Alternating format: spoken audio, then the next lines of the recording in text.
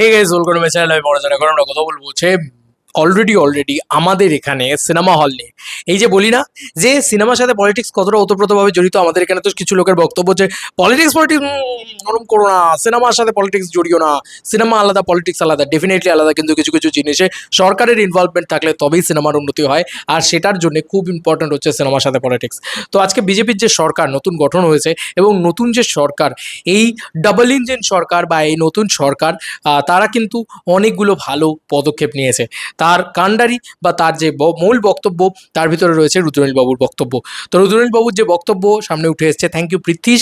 পৃথ্বীশ যদি না পাঠাতো, আমি সত্যি বলছি এই ভিডিও তোমাদের সামনে ইমিডিয়েটলি তুলে ধরা একটু ডিফিকাল্ট হতো, বা আমি সত্যি বলছি আমি বাইরেও ছিলাম, আমি অন্য কাজে ছিলাম, তো যে কারণে তুলে ধরা মানে সমস্যারই হতো। তো আমি বাড়ি ফিরলাম, দেন তোমাদের সামনে তুলে ধরছি এই ভিডিও। তোমরা শোনো জাস্ট এই ভিডিওটা, তাহলে তোমরা বুঝতে পারবে যে এক্স্যাক্টলি মানে রুদ্রনীল বাবুই বা বলতে কি চাইছেন। মেইনস্ট্রিম এটারও কিন্তু আরো আধুনিক এবং শক্তিশালী হয়ে ওঠা বিরাট প্রয়োজন রয়েছে। এবং তার সঙ্গে সঙ্গে যেটা আরেকটা গুরুত্বপূর্ণ জায়গা, এত বড় পশ্চিমবঙ্গ যেখানে সিনেমা হলের সংখ্যা সম্ভবত 170টা এসে দাঁড়িয়ে, প্রায় 200টার মতো, প্রায় 800 850 মতো ছিল এক সময়। 2016 সাল অব্দি 14-16 মতো 700 ছিল। তো আপনারা বুঝতেই পারছেন যে কেন শিলাদা যে কথাটা বললো, বা আমাদেরও যে কথাটা মানুষ দেখতে চান। সেই ক্ষেত্রে ডেফিনেটলি একটা নতুন করে ভাবনা চিন্তাও চলছে যে কি করে মানুষের কাছে পৌঁছে দেওয়া যায় এটা, জেলাগুলোতে সংস্কার কি করে করা যায়। এবং সে নিয়ে শতদ্বীপ বা এই ধরনের আরো যারা গুরুত্বপূর্ণ মানুষ রয়েছেন, সিনেমা হলের সংখ্যাটা বাড়ানো দরকার হলে বিরাট বড় হল নয়, 250-300 করে যদি আমরা ভাবনা চিন্তা করতে পারি, 100 করে হলেও হবে। তো সেটাকে নিয়ে আলোচনা চলছে, বিভিন্ন রকম প্রপোজাল চলছে, সেটা সঠিক জায়গায় যাবে। কারণ শিল্প ভাবলে শিল্প, বাণিজ্য ভাবলে বাণিজ্য, জীবিকা ভাবলে জীবিকা, এতগুলো মানুষ জড়িত। এই প্রশ্ন নির্মাণ সংক্রান্ত। যাই হোক, এই হচ্ছে পুরো বক্তব্যটা। এবার এখন যেটা আমি শুনলাম, যেরকমভাবে সরকারের প্ল্যানিং প্রোগ্রামিং রয়েছে, তার ভিতরে ইনভলভমেন্ট রয়েছে হচ্ছে স্বয়ং মিস্টার ইন্ডাস্ট্রি প্রসেনজিৎ চ্যাটার্জি। তার কিছু মিনি হলস খোলার প্ল্যানিং রয়েছে, যেটা 50 থেকে 70 সিটের, তিনি সেটা করছেন। শতদীপদার নিজস্ব হল চেন, SSR চেন, সেটা খোলার চিন্তা ভাবনা রয়েছে। এবার ভাবো যে দেবদা হোক বা জিদ্দা হোক, যে কোনো কমার্শিয়াল ছবি হোক, মানুষ হামলে পড়ে সিনেমাটা দেখতে পাবে। কেন?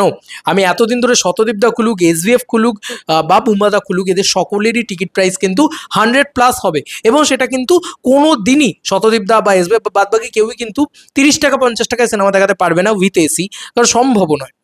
কারণ সরকারের ভর্তুকি থাকলে একমাত্র সেটা সম্ভব, এছাড়া আর কোনোভাবেই সেটা সম্ভব নয়। আমরা সকলেই জানি যে একটা হল চালাতে কি কস্টিং ইত্যাদি আসে।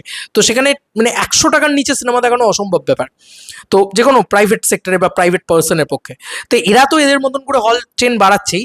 ইতিমধ্যে জেলায় যে জিনিসটা প্ল্যানিং চলছে, ম্যাক্সিস কিছু হল মানে অ্যাজ লাইক নন্দন, সেটা কিন্তু সরকার করবে।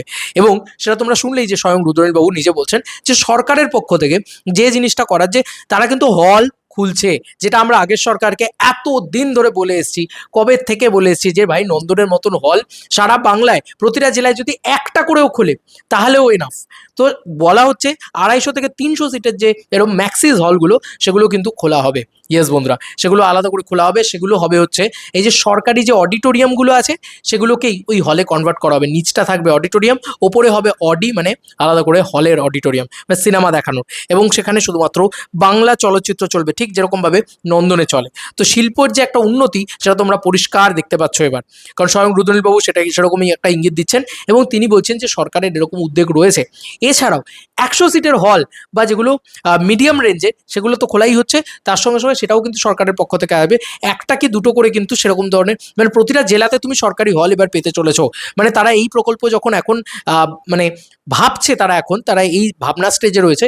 ধরে রাখুন নেক্সট 2-3 ইয়ার্সের ভিতরে, 3 ইয়ার্স আমরা ধরলাম ম্যাক্সিমাম, 3 বছরের ভিতরে আমরা এটার মানে সামনে পুরো রেজাল্টটা দেখতে চাই যে ভাই আমাদের বাংলায় মিনিমাম 300 থেকে 400+ হলস হবে। এবং যেখানে টিকিট প্রাইস সরকারের হল মানেই, মানে নন্দনের মতন হল মানেই, এই যে এসিতে বসে আমি ভিডিওটা তৈরি করছি, সেরকম এসিতে বসে মানুষ সিনেমাটা দেখতে পারবে শান্তি মতন, ভালো বাথরুম, ভালো নন্দনের কোয়ালিটি আমরা সকলেই জানি। এবং তারপরেও মানুষের 30 থেকে 50 টাকা দিতে হবে জাস্ট। তাতে শুধু কমার্শিয়াল ছবির লাভ নয়, আমরা এক কথা বলছি কমার্শিয়াল ছবির লাভ। আজকে বাণিজ্যিক ছবির লাভের কথা এই সরকার চিন্তা করছে। আজকে বাণিজ্যিক ছবির লাভের কথা রুদ্রনীলবাবু চিন্তা করছেন। উনি কি শুধু বাণিজ্যিক ব্যাকগ্রাউন্ড থেকে উঠে আসা একটা মানুষ নয় তো? তারপরেও উনি বাণিজ্যিক ছবির কথা চিন্তা করছেন। উনি বলছেন বাণিজ্যিক ছবি বাড়তে হবে, ব্যবসার জন্য হোক, শিল্পের জন্য হোক, অন্য সংস্থানের জন্য হোক, যেভাবে হোক। তো এটা চিন্তা করছেন, স্যালুট টু রুদ্রনীলবাবু।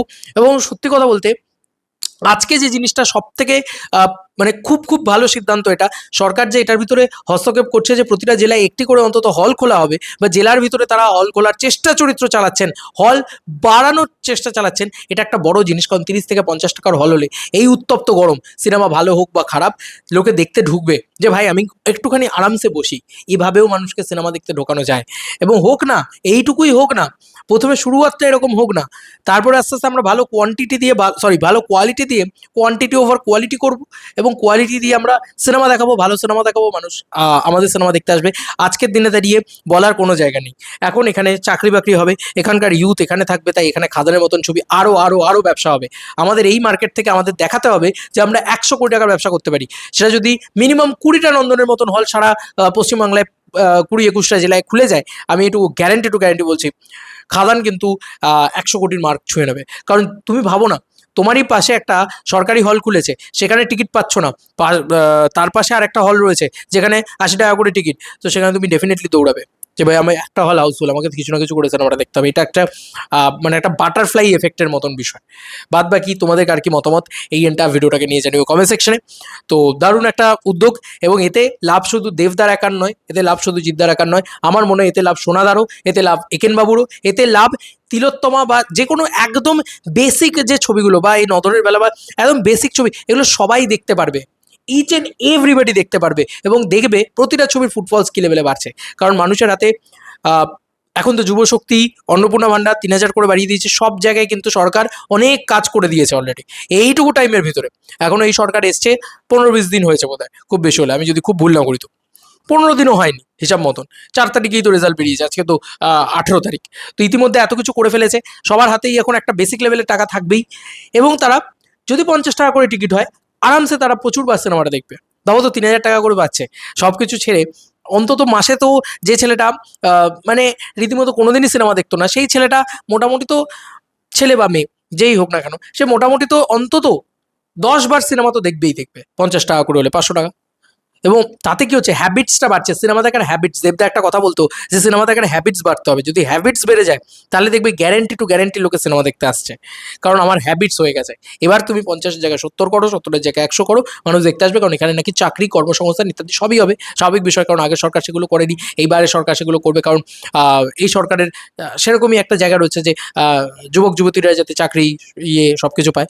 তো আলটিমেটলি দিনের শেষে উন্নতি হচ্ছে, এবং সর্বোপরি এই ভিডিও বানানোর মূল উদ্দেশ্য হচ্ছে, এটা একটা বড় আপডেট যে সরকার হল গঠন করছে জেলায় জেলায়। এটা স্বয়ং রুদ্রনীলবাবু সে কিন্তু অন দি ফেস সবার সামনে মিডিয়া প্রেস ডেকে একথা বলে দিয়েছেন। তো যাই হোক, এটা একটা খুব আনন্দের কথা, খুব মানে খুবই ভালো লাগছে। এখন দেখতে তো খুবই ভালো লাগছে। যদি সত্যি এগুলো হয়ে যায় না, বিশ্বাস করো, আমি এই বাংলা ছবির সাথে যুক্ত হয়ে থেকে প্রচণ্ড আপ্লুত এবং সাধুবাদ জানাবো এই সরকারকে, সত্যি বলছি। চলো বন্ধুরা, নতুন কোনো ভিডিওতে দেখা হবে, বাই।